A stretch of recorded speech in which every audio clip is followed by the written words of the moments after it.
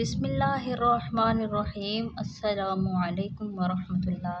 نسو ایک عورت نما آدمی تھا، باریک آواز، بغیر داڑھی اور نازک اندام مرد۔ وہ اپنی ظاہری شکل و صورت سے فائدہ اٹھاتے ہوئے زنانہ حمام میں عورتوں کا مساج کرتا اور میل اتارتا تھا۔ کوئی بھی اس کی حقیقت نہیں جانتا تھا، سبھی اس کو عورت سمجھتے تھے۔ یہ طریقہ اس کے لیے ذریعہ معاش بھی تھا اور عورتوں کے جسم سے لذت بھی لیتا رہا۔ کئی بار وجدان کے ملامت کرنے پر اس نے اس کام سے توبہ بھی کی، لیکن ہمیشہ توبہ توڑ دیتا۔ ایک دن بادشاہ کی بیٹی حمام گئی۔ حمام اور مساج کرنے کے بعد پتہ چلا کہ اس کا گریباں گوہر کھو گیا ہے۔ بادشاہ کی بیٹی نے حکم دیا کہ سب کی تلاشی لی جائے۔ سب کی تلاشی لی گئی لیکن ہیرا نہیں ملا۔ نسو رسوائی کے ڈر کی وجہ سے ایک جگہ چھپ گیا۔ جب اس نے دیکھا کہ شہزادی کی کنیزیں اسے ہی ڈھونڈ رہی ہیں تو اس نے سچے دل سے خدا کو پکارا اور خدا کی دربار گاہ میں دل سے توبہ کی اور وعدہ کیا کہ آئندہ وہ کبھی بھی یہ کام نہیں۔ میری لاج رکھ۔ اچانک باہر سے آواز آئی کہ نسو کو چھوڑ دو، ہیرا مل گیا ہے۔ نسو نم آنکھوں سے شہزادی سے رخصتی لے کر گھر آ گیا۔ نسو نے قدرت کا کرشمہ دیکھ لیا تھا اور ہمیشہ ہمیشہ کے لیے اس کام سے توبہ کر دی۔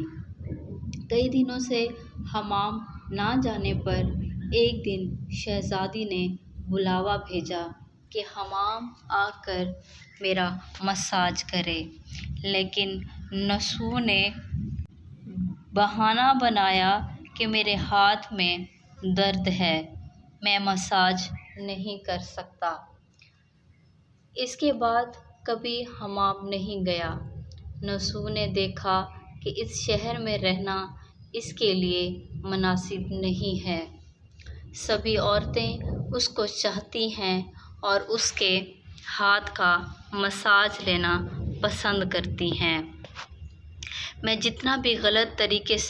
اس نے جتنے بھی غلط طریقے سے مال کمایا تھا سب غریبوں میں بانٹ دیا اور شہر سے نکل کر کئی میل دور ایک پہاڑی پر ڈیرا ڈال کر عبادت خدا میں مشغول ہو گیا۔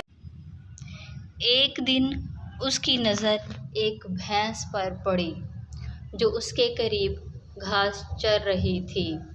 اس نے سوچا کہ یہ کسی چرواہے کی ہے جسے بھاگ کر یہاں آ گئی ہے، تب تک میں اس کی دیکھ بھال کر لیتا ہوں جب تک اس کا مالک نہ آئے۔ لہٰذا اس کی دیکھ بھال کرنے لگا۔ کچھ دن بعد بھینس نے بچہ دیا۔ نسو اس کا دودھ استعمال کرنے لگا، لیکن کچھ دن بعد ایک تجارتی قافلہ راستہ بھول کر ادھر آ گیا جو سارے پیاس کی شدت سے نڈھال تھے۔ انہوں نے نسو سے پانی مانگا۔ نسو نے سب کو دودھ پلایا اور سب کو سیراب کر دیا۔ قافلے والوں نے نسو سے شہر جانے کا راستہ پوچھا۔ نسو نے ان کو آسان اور نزدیکی راستہ دکھایا۔ جانے سے پہلے تاجروں نے نسو کو بہت سارا مال دیا۔ نسو نے ان پیسوں سے وہاں کنواں کھدوایا۔ آہستہ آہستہ وہاں لوگ بسنے لگے اور عمارتیں بننے لگیں۔ وہاں کے لوگ نسو کو بڑی عزت اور احترام سے دیکھتے تھے۔ رفتہ رفتہ نسو کی آواز بادشاہ تک پہنچی، وہی بادشاہ جو اس شہزادی کے باپ تھے۔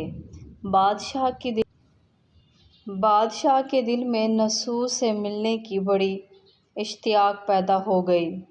انہوں نے نسو کو پیغام بھیجا کہ بادشاہ اس سے ملنا چاہتے ہیں، مہربانی فرما کر دربار میں تشریف لے آئے۔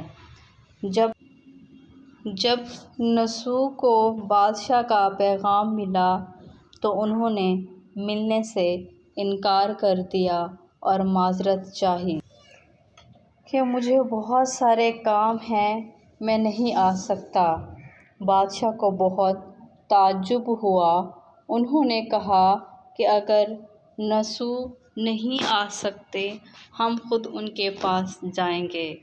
جب بادشاہ نسو کے علاقے میں داخل ہوئے، خدا کی طرف سے ملک الموت کو حکم ہوا کہ بادشاہ کی روح قبض کر لے۔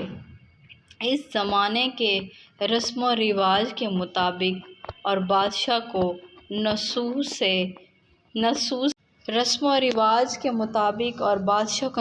سے ملنے کی وجہ سے لوگوں نے نسو کو تخت پر بٹھایا۔ نسو نے اپنے ملک میں عدل اور انصاف کا نظام قائم کیا اور اسی شہزادی سے شادی کر لی۔ ایک دن نسو تخت پر بیٹھ کر لوگوں کی داستانی کر رہے تھے۔ ایک شخص وارد ہوا اور کہنے لگے کہ کچھ سال پہلے میری بھینس گم ہو گئی تھی۔ آپ کی عدالت سے اپنی بھینس کا طلبگار ہوں۔ نسو نے کہا کہ تمہاری بھینس میرے پاس ہے۔ آج جو کچھ میرے پاس ہے وہ تمہاری بھینس کی وجہ سے ہے۔ نسو نے حکم دیا کہ جو کچھ آج میرے پاس ہے وہ تمہاری بھینس کی وجہ سے ہے۔ نسو نے حکم دیا کہ اس کے سارے مال اور دولت کا آدھا حصہ بھینس کے مالک کو دیا جائے۔